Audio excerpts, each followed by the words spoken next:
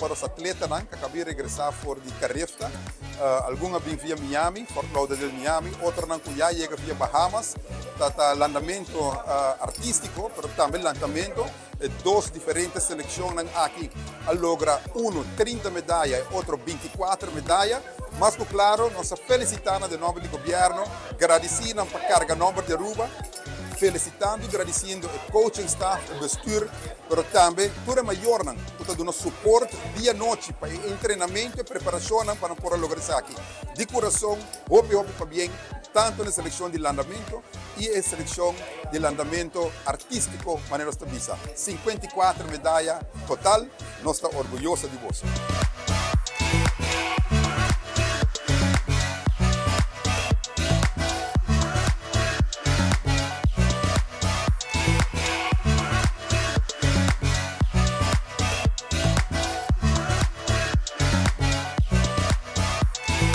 Nossa viagem dia 27 de março para Bahamas.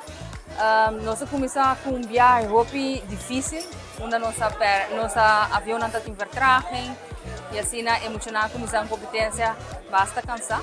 E durante a competência ela vai roupa bom. Toda noite nós estamos em finals e toda noite nós estamos em medalha e assim nós na várias noite. Então, para competência, me estou satisfeito com a cana.